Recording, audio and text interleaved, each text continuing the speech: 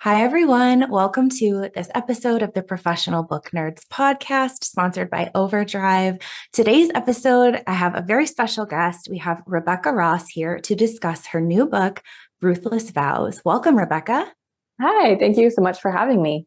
I am so excited to have you here to chat about Ruthless Vows, arguably one of the biggest books I think that people are anticipating for the end of the year.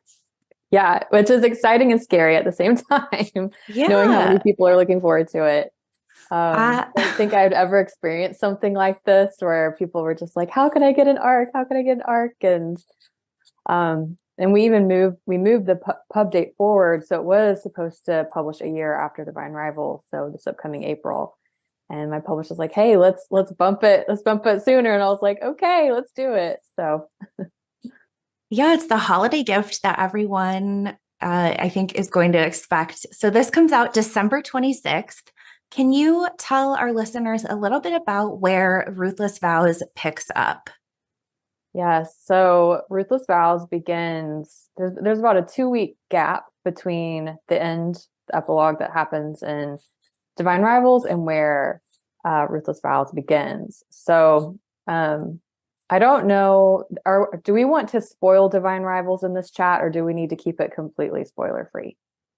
I think if we label it as a spoiler, we can chat about Divine Rivals, because I do have some questions from it. So hopefully folks have had time to read it. But if they're waiting for it to be complete, I also understand that. So I think we can do spoiler light if we disclaim that it's a light spoiler. Okay. So in the beginning of Ruthless Vows, obviously Iris has returned to the city of Oath. She has been, she doesn't know where Roman is. And so, yeah. And if you've read the end of Divine Rivals, you can probably imagine where Roman is or who he's with. I don't want to necessarily spoil that. But yeah, the book kind of begins the tone there with Iris kind of deciding what is my next step? What do I need to be doing? How can I find him? Do I return to the war front? And so that's where it begins. Yeah, so it picks up right sort of back in the thick of the action. So readers, I think, will be really excited to find out what happens with these characters. Now, you mentioned that the pub date was pushed forward so that readers are lucky enough to get both installments of this duology in the same year. What process, like, did you have this book like sort of already finished? Like, how were you all able to magic this to a sooner pub date? Yeah, so the book was drafted. It had been through I think its first round of edits, so which is those are the heaviest rounds where I have to do so much rewriting. And actually the first draft of Ruthless Vows was like 150,000 words. And I knew when I turned it in, my editor was going to be like, that is way too long. Like, we want this book to be like 100,000 words. And I was like, well, I don't think I can cut 50,000.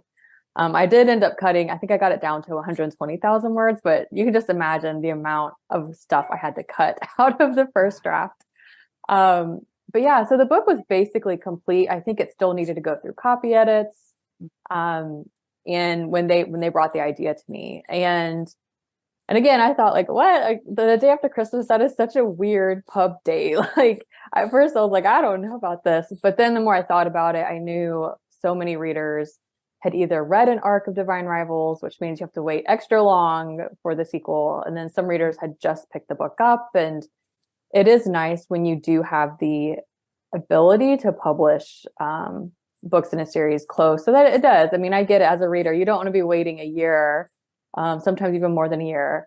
Sometimes it is a very grueling schedule to be able to do that for an author, though. So a lot of authors, it's hard. But if you already have the thing drafted and it's been through revisions and your team is like, hey, we can do this. Then I was like, all right, let's do it. And when we did that, though, it did mean that they were going to really limit the arcs. So there wasn't going to be a lot of advanced reader copies going out. And I think part of that was to really control spoilers leaking for the book, but also to drum up this excitement where we want everybody reading the book together. And I love that sense of camaraderie among readers. Like, we've all been waiting, the release date's here. Let's all go get our books and, like, read the book together. Yeah, and I think like one book a year is an aggressive publishing schedule. So I think readers are definitely going to be really excited that if they started Divine Rivals this year, they get the conclusion to the duology in the same year. Or for new readers, they can read both together. So duologies aren't as common as trilogies or like multi-book series. So I'm curious to know how you decided that 2 books was sort of perfect for this story about Roman and Iris. Yeah, so it's funny, when I first started drafting Divine Rivals, I thought it was going to be a standalone. Like, I'm just going to write a standalone, no series or anything. And then as I got further into the book, I'm a discovery writer, so I really discovered the book as I was initially drafting it. And I didn't even really know exactly how it was going to end until I was about halfway through. And then I saw the ending and I saw the last line. I was like, oh my goodness, like, if I end it this way, I'm going to definitely need another book, just because I can't wrap up everything in one volume. And especially in YA, they don't really want your books running over a certain word count. So you do need to keep your word count around 100,000 if possible. And so I was like, well, there's no way I can try to cram I don't want to cram everything in one book. So let me, this makes sense to kind of end it where I see it and then carry on the installment in one more book. And I think I might have thought at one point, like, what if I did like turn it into a trilogy? But I just, at that point, I was like, I don't want to be dragging the story out unnecessarily. Like, if I can tell a very emotionally satisfying story in 2 books, I'm going to do 2 books. And then I also I've written a couple other duologies. And so I like how it gives you one more book in the world with the characters. So you can continue developing things. But I also like the sort of symmetry a duology poses. So like, especially with Divine Rivals and Ruthless Vows, there's a lot that is mirrored in Ruthless Vows. And so it just felt like the 2 books complement each other very well. Versus me trying to like crank out one more book and sometimes it's like you need to let the characters just have the ending that they need instead of continuing to drag things out. Yeah, I love that as an answer because I love duologies. It's like just enough. And sometimes you don't want to commit to a large multi-book series, especially if it's ongoing and there's like 10 books. There's a nice sort of satisfaction as a reader when you can get more of these characters than you would get in one book, but not too much. Mm-hmm. So Divine Rivals was originally called Iris at the Front. Was Ruthless Vows always called Ruthless Vows? No, it wasn't. So it's interesting. When I was drafting Divine Rivals, it very initially was Ingrid and Iris. And I love that. But my editor's like, it's so hard to say. And like, people aren't going to quite understand what that means. I was like, okay. So then she pitched Iris at the Front, which I loved. And then when we were trying to come up with a cover, the first cover that they showed me, it was beautiful, but it did not look fantasy at all. And so that's where, like, I think the title is informing the cover and we need something different. So that's why it got changed from Iris at the Front to then Divine Rivals. But Ruthless Vows was originally Devious Allies. So I was trying to look at like Divine Rivals, Devious Allies. And my editor did not like Devious Allies. Like, I think we need something else. And so anytime this happens, which most of my books do have to go through title changes, I just make like a really long list. I try to like pull like random words together, just to see what I can come up with. But I knew I wanted it like obviously to be a 2-word title to somehow complement Divine Rivals as well. And Ruthless Vows was one of my options, and my editor, like, she loved that one. So I was like, okay, let's go with that one. It's perfect, but it's so interesting how you get to that process because obviously once it's in readers' hands, we're like, oh, obviously it was just always this way. Yeah, well, it's weird for me as the author too, because I call it this for so long, and then we have to change the title. It's like I have to like change it in my mind. But now Divine Rivals, it's definitely Divine Rivals to me. I'm not tempted to say Iris at the Front or even Ingrid and Iris anymore. And I actually, it's a line from the book too, because again, like, we had to go back to the drawing board for the Divine Rivals title multiple times. Like, I'm running out of ideas. Let me just look through the book and see if I can find a line that I can pull. And so A Divine Rival is one of the chapter titles. It's like, what about this? And then everybody loved it. So it is interesting, like, I guess. And sometimes even the sales team will weigh in. They'll be like, oh no, this title isn't going to do well. We need a title like this, you know? So it is very interesting how those things come together. Yeah, especially when it becomes such a collaborative process. When, you've been with the characters for a lot longer than everyone, and you sort of bring in those outside folks to get to, the finished product. I love the evolution of the titles. I think that that's really interesting as a reader to see where it started and then sort of where it ends up. Now, obviously, readers will be really thrilled to get back to everything that's happening with Roman and Iris. There's a lot going on in Ruthless Vows, but I'm interested to know if there are any new characters that readers meet in Ruthless Vows that are your favorite or that you're excited for readers to meet. Yes. So I'm very excited so there's one character in particular, I'm very, very excited for readers to meet. His name is Tobias Bexley, and he is a race car driver, and he's also a post runner. So he has this very fast motor car, and so he delivers mail and packages from Oath to other cities. So you might can imagine how he becomes very important to both Iris and Addie. But yeah, I'm very, very excited for readers to meet him. And then readers also get to see Addie's family. So I was like really happy to get the chance to like introduce them on the page in this book. Tobias is great. No spoilers, but he's fantastic. It's really great to see, some of those characters that were maybe mentioned in the past get introduction, like Addie's family, and then some of the new characters and how integral they are in this second book. Now, how has it been watching readers find Roman and Iris? Their love story and like the romance that you've written is so beautiful. I think a lot of people really resonate with the characters, and I'm interested to know what that feels like. It's sort of like Divine Rivals. I feel like got a little bit of a bump several weeks after it was out, whether it was on like Book Talk or Bookstagram. I came back onto the New York Times bestseller list and things. And so what's that been like just watching new readers find these characters? It's very exciting. I've been publishing for many years now. So Divine Rivals is actually my 7th published novel. And so of course I've had these very like committed core readership from the very beginning that have literally followed me book to book, who I am just so thankful for them. But it's really amazing to see the reach the book has had. And it is definitely attributed to Book Talk. The book it started getting recommended on TikTok, and then one thing led to another. And yeah, all of a sudden the book was back on the New York Times bestseller list, and it was just amazing to watch. But I think, I'm not on TikTok, but my editor would send me occasionally some of the TikToks that were like going viral.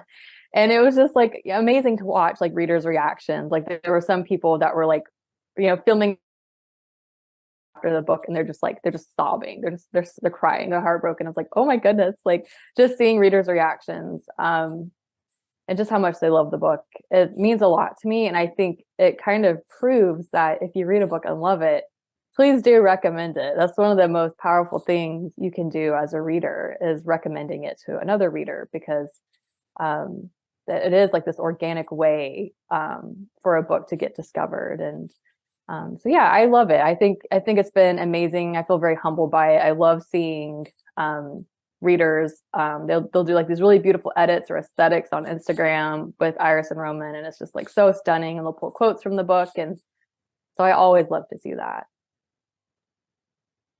I'm very excited that readers are just resonating so much with this book.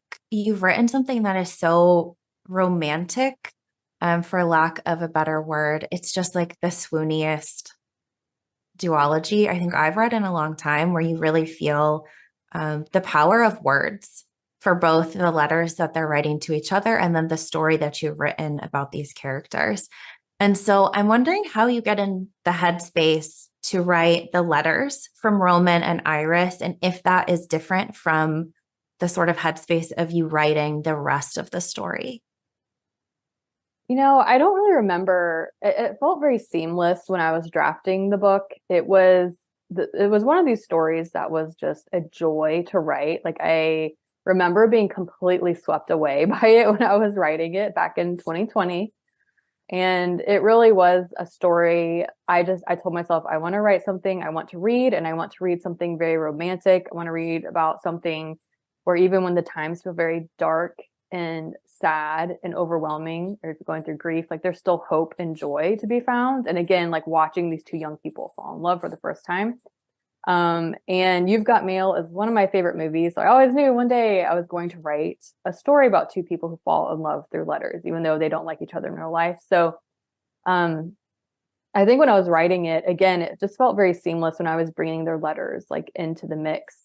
I never struggled with like, oh, like how should Roman sound versus how should Iris sound? And I think it's because they both felt so real and solid to me when I was writing. And the first draft was just Iris's point of view. So obviously we had Roman's letters were in there, but it was all told through her perspective. And my critique partner is Billy Banya. She read the book as I was drafting it. And so she read it. It's very, messy first draft. And she was the one who recommended, I really think you should add Roman's point of view. I was like, oh my goodness, really? She's like, yes, I think readers really would benefit from seeing his side of the story. So I was like, okay, let me just try to write a chapter from Roman's POV and see what it feels like. There was that first chapter of his that I write where he's like reading in bed and Iris's letter arrives. And as soon as I started reading his perspective, I was like, okay, like it came so again, like just effortless to me. Like at first I was like, oh man, I'm gonna have a hard time writing through his POV, but then it was just like, no, here he is. So I'm so glad I decided to add his POV in. And I even had to look at some scenes like, should this scene be written from Roman's point of view or Iris's? And that's why the book isn't like 100% split down the middle between their POVs. Iris still carries most of the story. But I will say Roman carries a lot of Ruthless Vows. Yeah. And so I was going to ask how you sort of determined which character got which point of view, depending on what sort of part of the story you wanted to tell. And I was really happy to see, a little bit more of Roman's insight and thought process and everything that's happening with him in Ruthless Vows, because there's a lot happening with him in Ruthless Vows. Yes. I'm wondering, without getting too spoilery for Ruthless Vows, and I know this is difficult, if you have a favorite scene or quote from Ruthless Vows that you can share. I do have quite a few favorite scenes. I will say there's a scene, it's about that midway point in Ruthless Vows. It takes place on a windowsill, and it has the same, I guess, electric energy that the Golden Field moment had in Divine Rivals. So again, if you've read Divine Rivals, you could probably infer what I'm like meaning when I say that type of energy. It was one of those scenes when I was like kind of like moving all the pieces on the chessboard in parts 1 and 2, like kind of, okay, we're heading toward this moment. How do I want it to line up?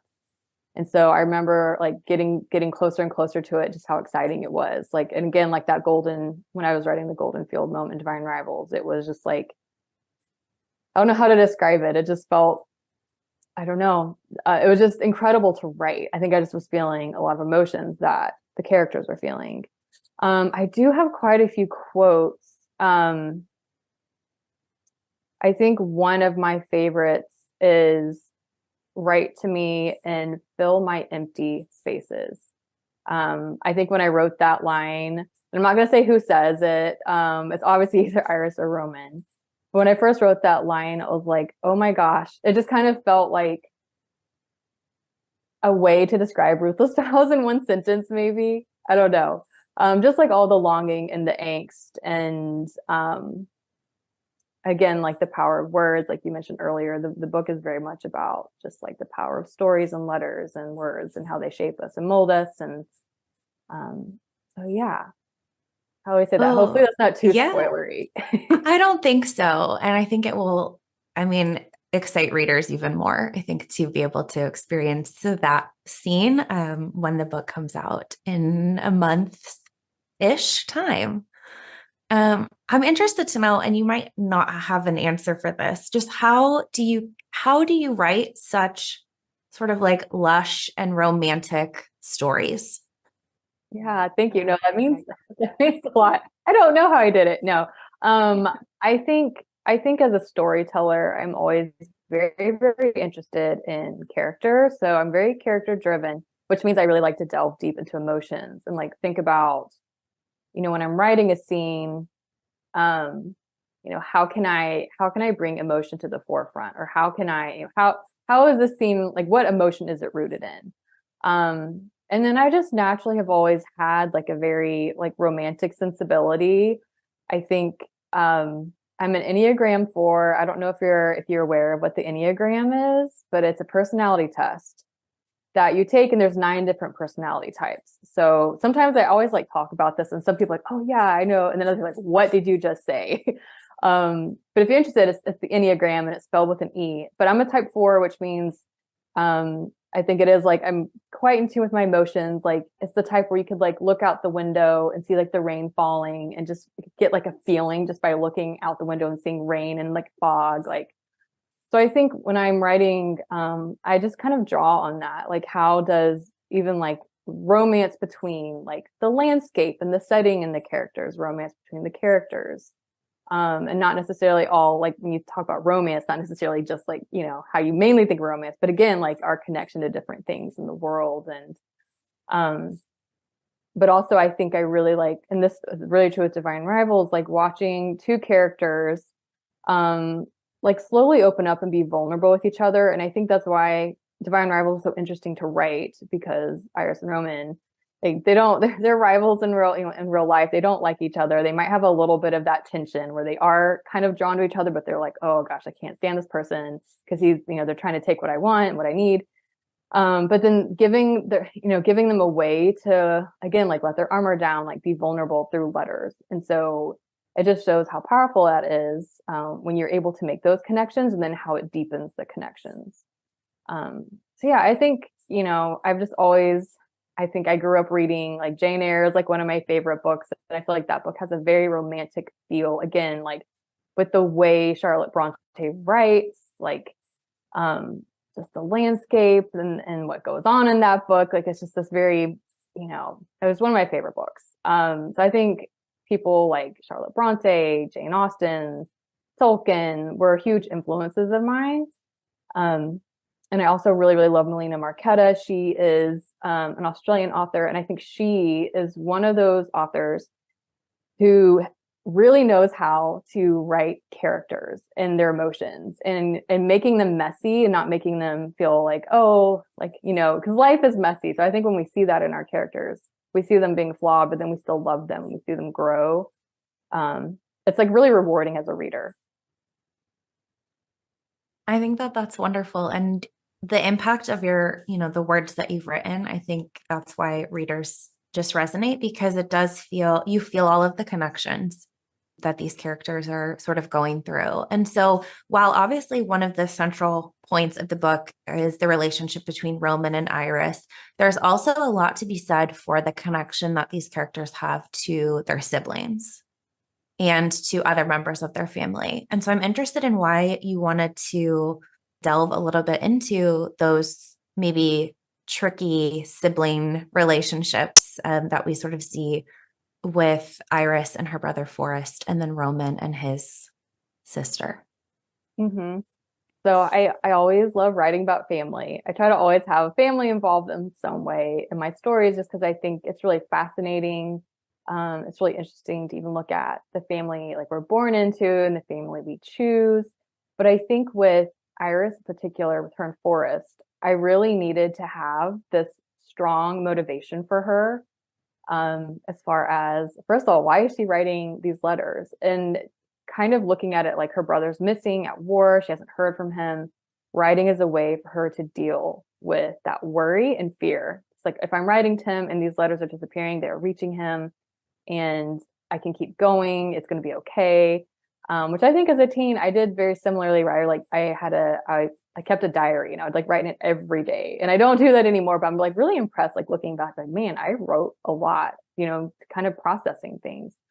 But I also really need Iris to have a strong motivation for the story, and it's to go find her brother. So when she loses her mom, it's like, okay, like the only person I have left is Forrest, and I don't know where he is, and I feel like something has happened. So I'm going to pack up everything and go report on the war front. So, but the relationship, it's difficult because you see how, with a little bit in the prologue and like a little bit of Iris's memories, how Forrest was before the war, and then we see him, what the war has done to him, which I think is just a really devastating, heartbreaking thing to see, and it happens very often with people who go to war, especially in World War One, which the book is heavily based off of. With Roman and his sister, it was again a way to kind of give him some depth to his backstory, and then also why he is the way he is, because he lived through something that was like extremely traumatic, like losing his little sister and carrying the grief of that. And like, how does someone move on and keep getting up out of bed after something like that happens? Like, what is it like to try to heal from grief like that? So I think for both of them, like adding a sibling, it really did help create a lot of depth to them with their backstories and like how, what shaped them to be who they are at the beginning of the book, and how they both really connect through that grief. And even just that feeling like we've both lost siblings. It's like, kind of that feeling like, okay, we both understand that loss, even if it was the loss was very different. It's still how pain can really unite people if you've lived through a shared pain. Yeah, and how they sort of help each other with their grief in different ways is really beautiful to see. It definitely brings them together during that letter writing process, sort of before they know who's who.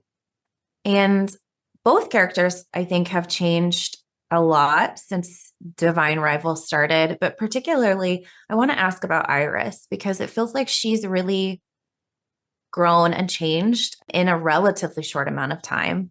And I wanted to ask you, do you think the Iris in Ruthless Vows is the same Iris that we met in Divine Rivals?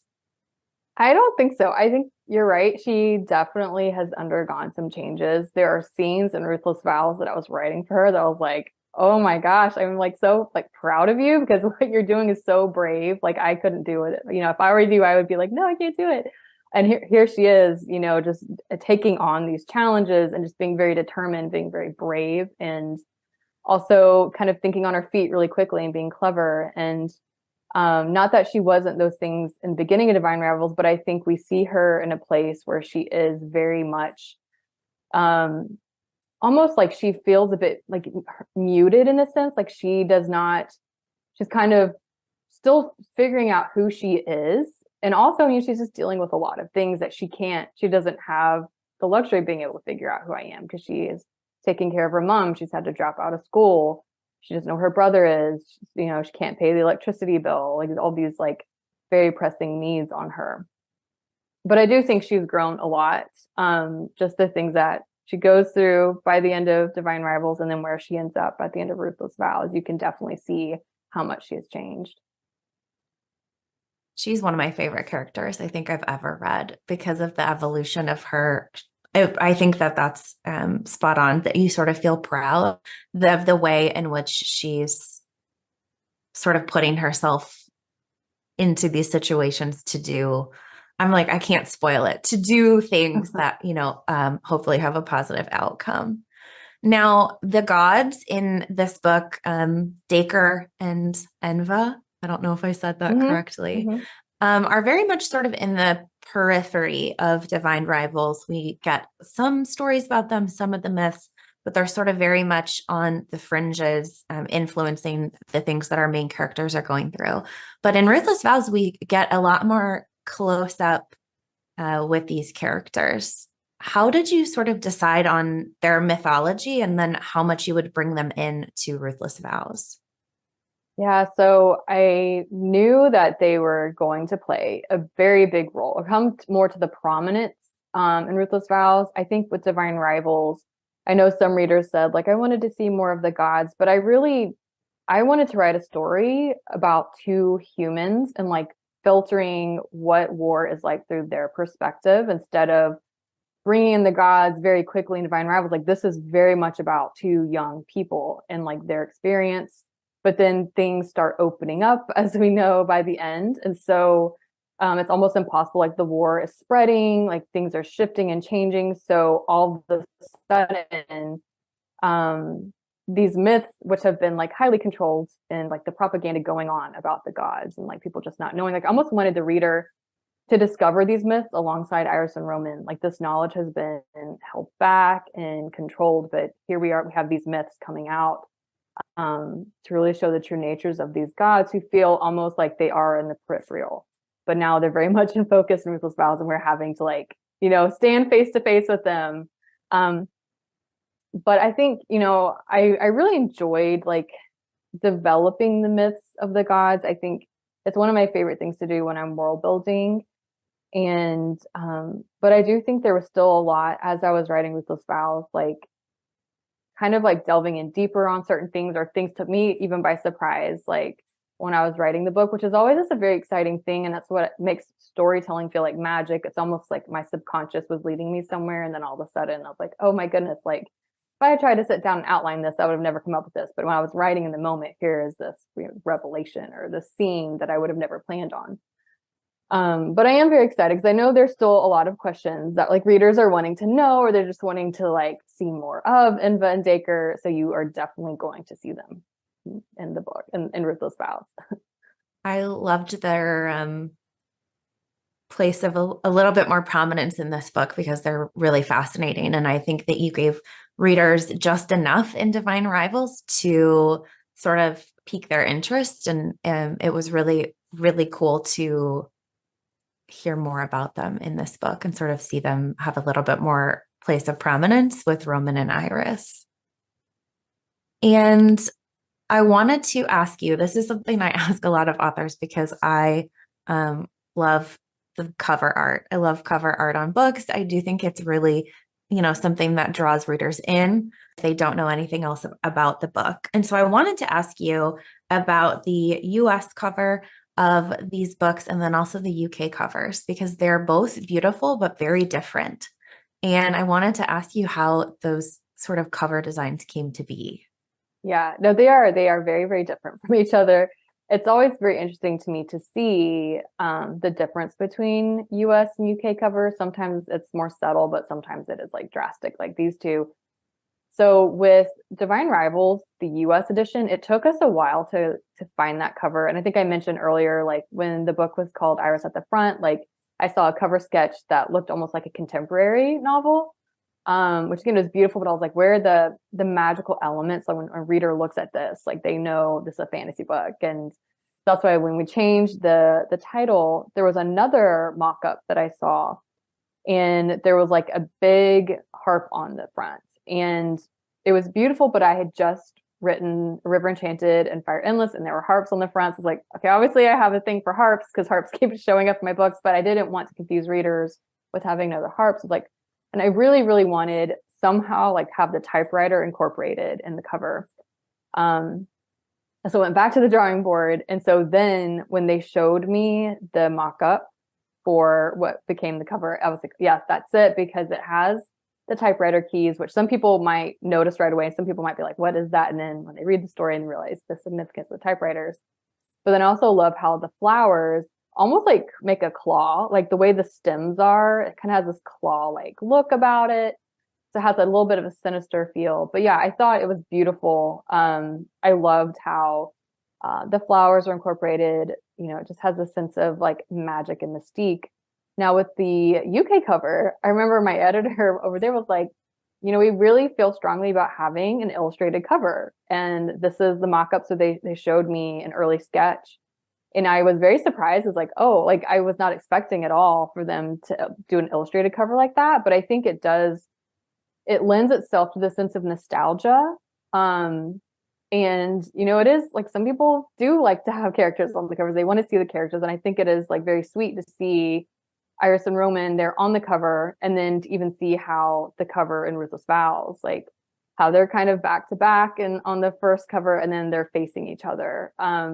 And so, yeah, it was it was really fascinating to me, but I think it is something where anytime you have, there's a lot that goes into cover creation where like the sales team weighs in and then the art direction weighs in, the editorial, there's all these different people weighing in. A lot of times the sales team can like veto a cover if they're like, oh, Target doesn't like these types of covers. We need to go back to the drawing board because they want Target to pick the book up. Like seriously, it could be that strong. Or if Barnes and Noble doesn't like a cover, it could like send the team back to the drawing board.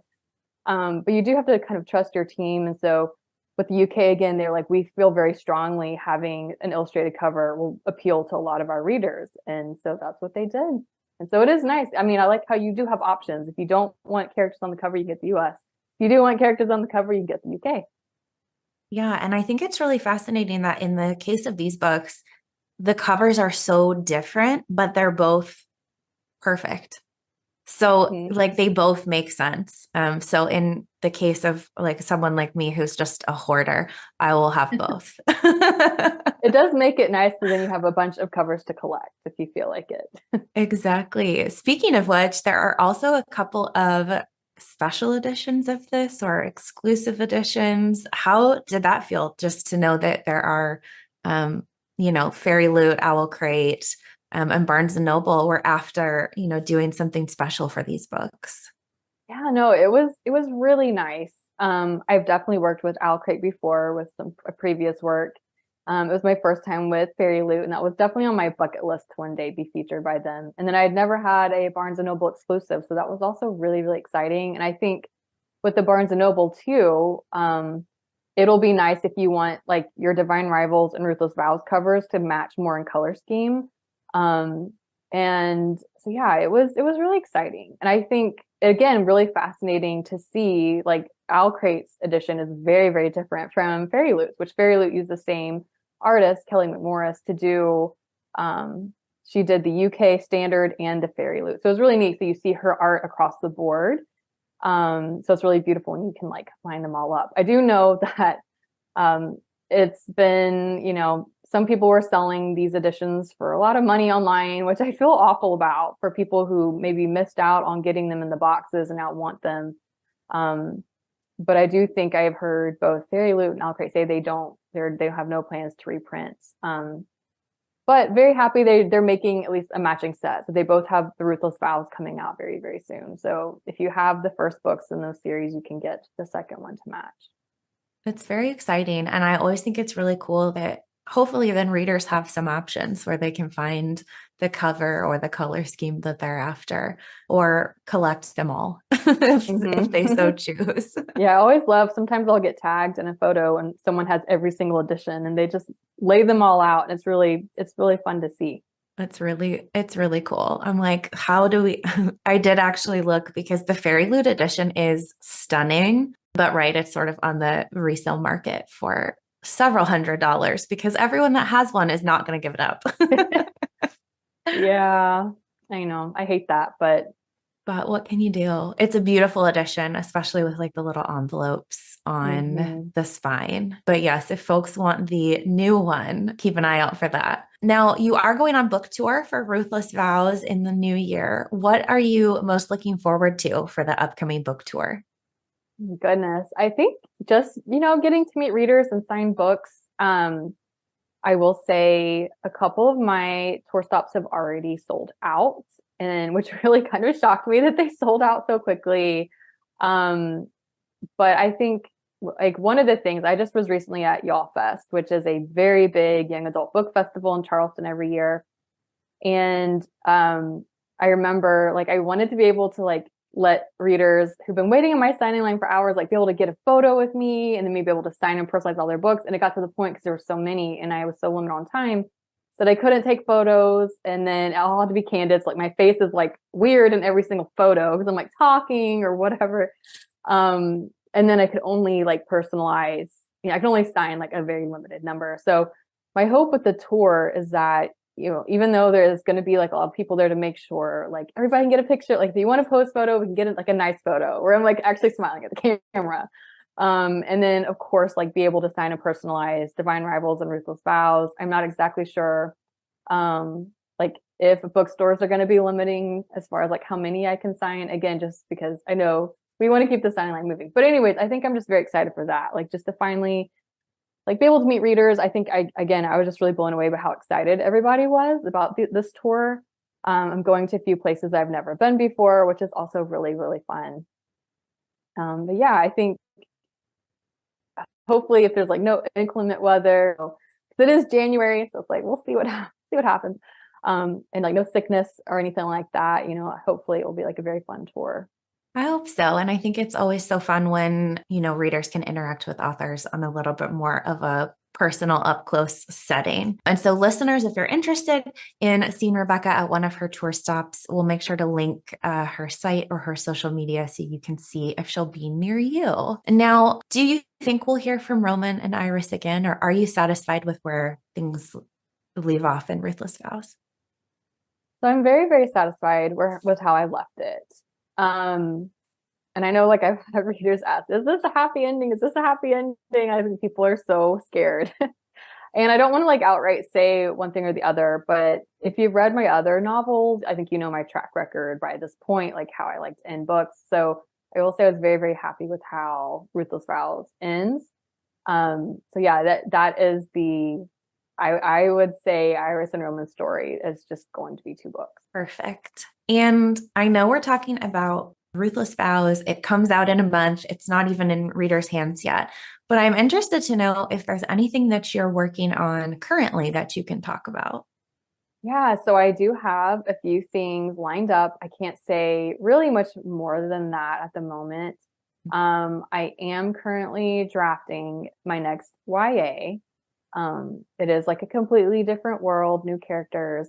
I've just been so busy with all the Provo stuff that I'm actually having a hard time sitting down to write, which has been a very new experience for me. So I'm like, I might actually need to like start like really blocking off time and being, you know, managing my schedule better, because it's like, this is so funny. I have no time to write anymore because I'm just so busy. And it could also be just like with the holidays too coming up and, you know, books releasing in 4 weeks and trying to wrap up all these things. But yeah, I'm very, very excited to hopefully share. I'll probably wait till Ruthless Vows publishes, and then news will be coming soon at some point about what's next.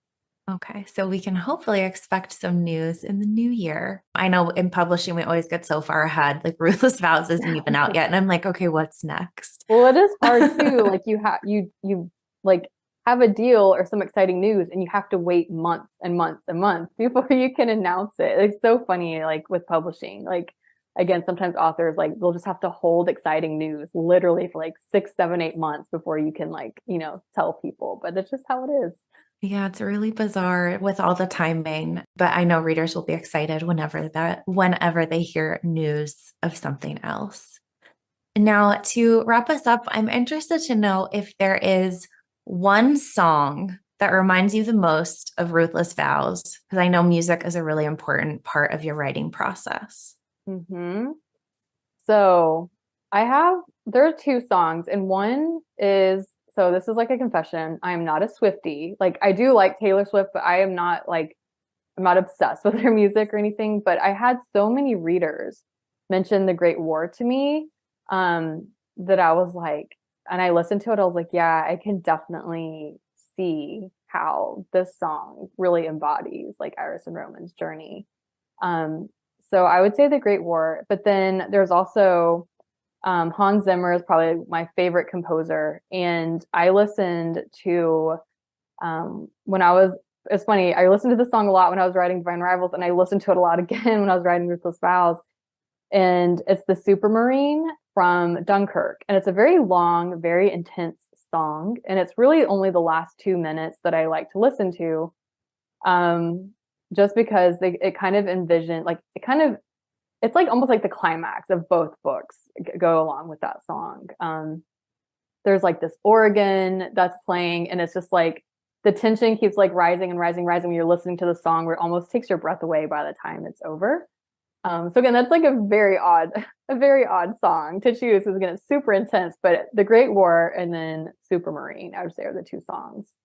I love that. So readers have a little bit of a soundtrack to reading Ruthless Vows. I know that I particularly thought of Never Let Me Go by Florence and the Machine when I was reading this. Yeah, that's a beautiful one. It's so moody. And now to close, I'm wondering if there's anything that you would want readers to take away from Ruthless Vows. Yeah, I think at the end of the day, I really just want readers to feel as if they have found a home in my stories, or if my stories are comforting or cozy, they have that feeling like they can return to them again and again, where they feel seen or where they have something that resonates with them.